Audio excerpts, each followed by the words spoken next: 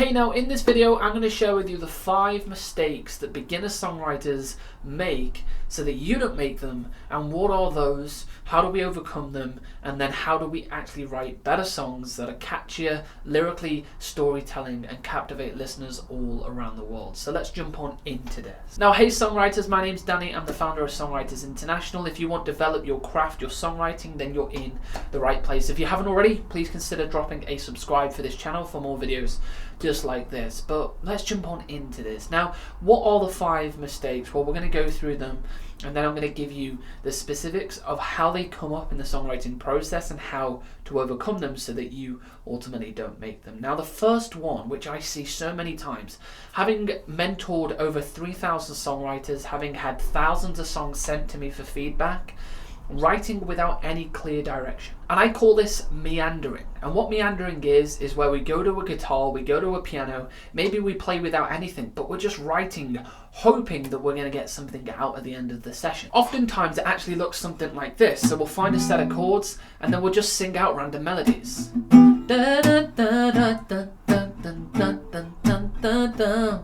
Cause maybe I don't know why. And you'll see what lyrics come to you in the moment, but you'll do this for 20 minutes, 30 minutes, maybe even 60 minutes.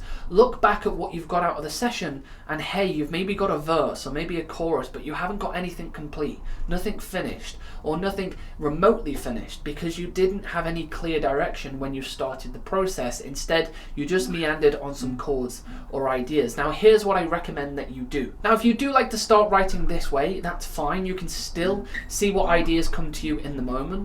But after 5 or 10 minutes of just playing around, use the system that I call plan and prep. It's very, very simple, but what we do is we take the idea, or we take a lyric or a song title or a quote or something like that, and we actually identify what we're trying to say for our song. So for example, let's say we've got a song title which is very simple and it's I Miss You, and we've understood the title of the song. Then we need to figure out, what is this song even about? What are we trying to talk about? Is it you miss someone in a relationship sense? Is it that you miss someone who is no longer with us? Like, what does that actually mean, so you can get clear? So now you identify the point of the song. Well, this song is about, or boy meets girl, they break up, and then the male misses the female in the song. Now, of course, you can go much deeper to this, but this is just a very quick, simple example. Now, you've clearly identified who the song is about, who's in the story, it's male, female, he, she,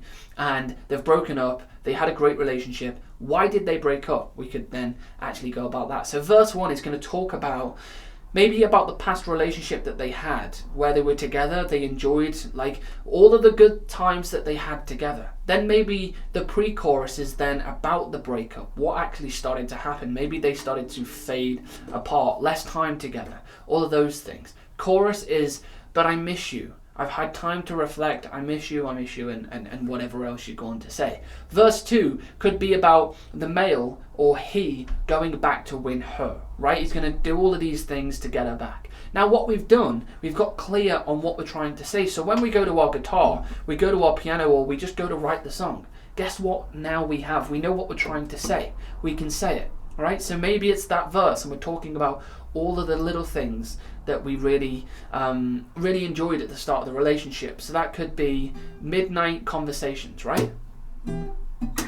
Midnight conversations with your head lay on the pillow and your sweetness in your voice that I never want to lose, or something, right?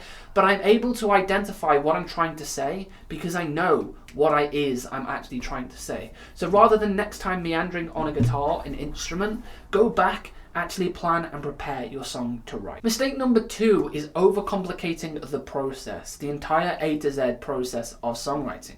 Now, you really only need 2 things for a really, really great song. Now, what are those things? Well, number 1, we need a melody, and number 2, we need a lyric. But why do we need those 2 things? Well, I'm going to break it down. Number 1, with a melody, what is a melody? Melody is a hook of any song that you're going to write. Now, the melody could be on a guitar, a piano, but oftentimes it comes from the vocal. Da da da da da, that kind of thing, right? So that's the melody. That's what creates the hook.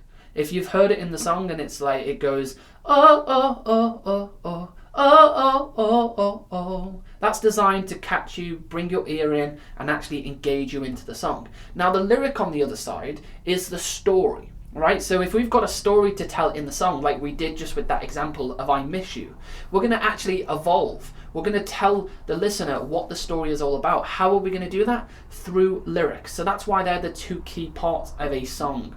That's why they are important. Melody is the hook that catches the listener's ear. Lyrics are what keep the listeners there for a longer period of time and actually tell them a story. But oftentimes we get so caught up in what chords we should play, how the production should sound, what structure we should be using, how to rhyme our song, what chord progressions sound good for the type of music that we want to create. Like all of these different questions that can just go around in your head. But really the reality to a great song is that you really need those two things, and then the rest can be worked on. Big mistake number 3 is rhyming. Now, you may be familiar with rhyme, you may not be so familiar with rhyme in the context of songwriting, but what I see so many times is that a lot of the lines in the songs are rhyming. Now, I must stress that rhyme when songwriting is an incredible tool, but when not used correctly, it can become predictable. And one thing you don't want as a songwriter, especially if you're wanting your songs to be released with other artists yourself, is you don't want predictable rhyme. You don't want the listener to already predict the direction that the rhyme is going in, because then the listener knows where they're going. As soon as they know where they're going, oftentimes they divert and they skip onto another song, or they turn your song off, which is not what we want. So here's what I suggest for you if you're new to songwriting, if you've not used rhyme a whole lot, is use a very simple structure, and it's called A-B rhyming structures, okay? Now, it works really, really well in choruses, verses, bridges, wherever you want to use this. Now, what it's designed to do is that your first and second line will rhyme, or maybe your second and fourth line will rhyme, but there is a pause in the rhyme, okay? Just for the listener not to pick up on it straight away, just so there's a slight pause. Right, so I'll give you a very simple example of this. So what I'm going to do here, I'm going to rhyme the first line and the third line, but the second line is not going to rhyme, so it would sound something like this. I'm really missing you tonight. It's been really hard without you. And all the laughter and the fights. Now the night and fights, or fight and night, are the rhyme, okay? Now it's very, very simple, but the first and third line rhyme, but we don't have where it's a continual rhyme throughout the song, because then it becomes predictable. Big mistake number 4 that I see with a lot of songwriters is no melodic contrast. Now, as you know, because I said it as point number 2 in this video, melody is the hook of any song you're going to write, but if your melody is not melodically moving, is not different in sections, then you're not going to create any hooks, and now we've got a big problem, because now our song is not catchy, and we want songs to be catchy. That is the backbone of a very, very strong song. So what does this actually look like? Well, let me give you a very simple example. So what I see a lot is that the verse and the chorus is the same melody. They are literally identical. So we can't differentiate the two sections. We can't say, oh, this is the verse, here's the chorus, because guess what? They sound the same to us on the ear. And it would look something like this. I've been dun dun dun dun. So we're still in a verse. Da ba da bum bum bum bum. Ba ba da bum bum bum bum bum. So we're still in a verse now. Now we should be going to a chorus.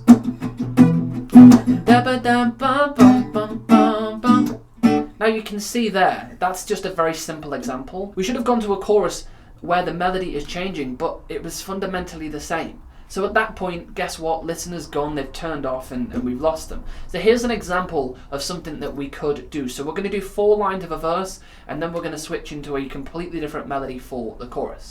1, 2, 3, 4. Da ba da bum bum bum bum bum. Da ba da bum bum bum bum.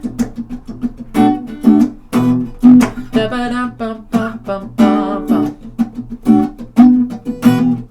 Da ba da bum bum bum bum. So here's the chorus. So hey, won't you just love me? Ba ba bum bum. every day. So why? Give me a bubble.